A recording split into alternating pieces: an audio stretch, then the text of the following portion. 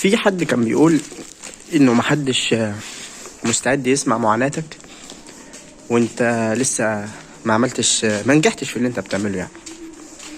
ودي مقولة صح جدا على فكرة.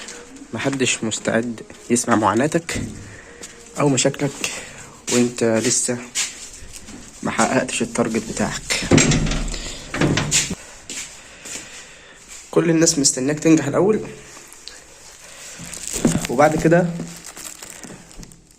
كله هيسمع قصتك في الاول وفي الاخر. فانجح الاول، انجح الاول وما تقعدش تشتكي من دلوقتي. نقطة مهمة.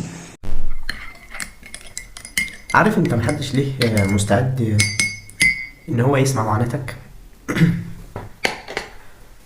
مش عشان ان انت معاناتك دي حاجة كده اللي هو حاجة تافهة وايه ومشاكلك مشاكل بسيطة مثلا، لا انت ممكن تبقى مشاكلك فعلا مشاكل كبيرة، بس برضه مش هتلاقي اللي يسمعك. عارف ليه؟ لان انا من وجهة نظري السبب ان كله بيعاني. مين ما بيعانيش؟ يعني حرفيا الزمن اللي احنا فيه ده المشكلة ان كله بيعاني. فانا ما عنديش قابلية ان انا اسمع واحد بيشتكي زيي، لا انا عندي قابلية ان انا اسمع واحد كان في نفس الظروف اللي انا فيها وقدر ان هو يعدي الظروف ديت وقدر ان هو ينجح ويوصل اللي هو عايزه. الناس عايزة كده. سيدنا عمر بن عبد العزيز بيقول: لو أن الناس كلما استصعبوا أمرا تركوه ما قام للناس دين ولا دنيا. فعارف انت لو مش معنى ان انت مثلا شغال شغلانة وهي تقيلة شوية على قلبك لفترة مؤقتة وكده وان شاء الله هتخلص تسيبها، يبقى انت كده مش هتعرف تعمل حاجة في حياتك يعني. او لو انت مثلا تلاقي المذاكرة صعبة فتسيبها، برضه مش هتعرف تاخد خطوة لقدام ولا تتقدم في حياتك. فانت بتحتاج ان انت تدرب نفسك على الصبر في الحوارات دي. مش كل شغل هتلاقيه سهل، مش كل شغل هتلاقيك بتحبه، مش كل مذاكرة هتلاقيك انت حاببها كده. الحياة ما بقتش كده اصلا، الحياة بقت صعبة لدرجة اللي هو مش هيعدي الفترات اللي احنا فيها دي غير فعلا اللي هو عاوز ينجح وعنده عقلية بالطريقة دي، عنده عقلية فولاذية بجد. اللي هو الدنيا يا جدعان والله مش مستاهلة واحد اللي هو بيتدلع يعني. ده مش وقت دلع خالص. دنيتنا دلوقتي ما بقتش وقت دلع يعني الصراحة. فهو لو أن الناس كلما استصعبوا أمرا تركوه ما قام للناس دين ولا دنيا. دين ولا دنيا، لا دنيا ولا دين يعني. لو دنيا ولا دنيا تخيل يعني. الأمر مش في الدنيا بس كمان يعني، الأمر في الدين. تسأل الصلاة وهتسيبها خلاص انت اللي يعني هتعاقب بذلك.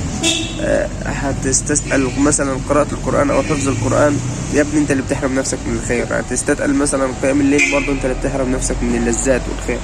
بس لا هيقوم لك لا دين ولا دنيا. ولذلك الانسان الكسول هتلاقيه دايما في الارض، ما بيتحركش في الارض. الناس كلها بتتقدم والناس كلها بتتحرك ولو بالبطيء، ولكن ده مفيش لا حركة ولا اي حاجة. فاتحرك وانزل دور واشتغل اي حاجة يعني. عارف انا عندي متدرب في صيدلية من بعد سنة اولى كلية على طول، وبشتغل في صيدلية عادي. والناس بقى مثلا ممكن تبقى مفكرة ان شغل الصيدلية ده شغل حاجة جميلة وحاجة كلاس ايه مثلا او كده، فاهم؟ بس العائد المادي في حوار الصيدليات مش قد كده، بس جميل جدا. في استفادات عظيمة جدا تانية غير العائد المادي انت ممكن تستفاده.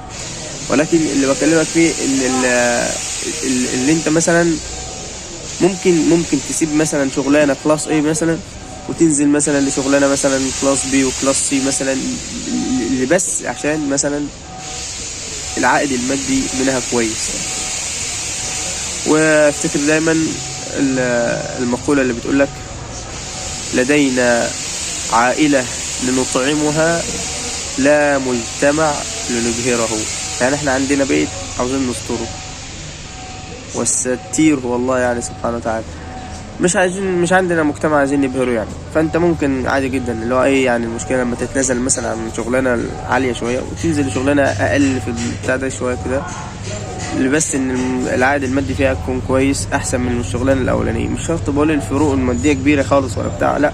احنا في زمان بصراحه يعني، انت لو مش بتشتغل وليك عائد مادي، لو انت شاب جامعه دلوقتي مش بتشتغل وليك عائد مادي، فانا شايف ان ده بصراحه غلط يعني. انا شايف ان ده غلط، بخلاف مثلا بعيدا بقى عن ايه انت حالتك اصلا محتاج ان انت تكون معاك فلوس او لا، او ان انت بالنسبه لك يكون اولاني يعني. انت مثلا مش محتاج ان انت تشتغل اصلا، بس بجد الشغل بيكسبك حاجات تاني يعني اكتر، مش عايز اقول اهم، ولكن هي حاجات مهمة جدا بصراحة. من اهم من بتاع ده، اهم من الفلوس. في مكاسب تانية كتير بنتكلم عليها ان شاء الله يعني. الله المستعان. انا دلوقتي كده في مشوار بجيب شوية شغل يعني وحاجات، فنسأل الله التيسير والتسهيل ان شاء الله. نتوكل بقى على الله ان شاء الله. يلا بينا.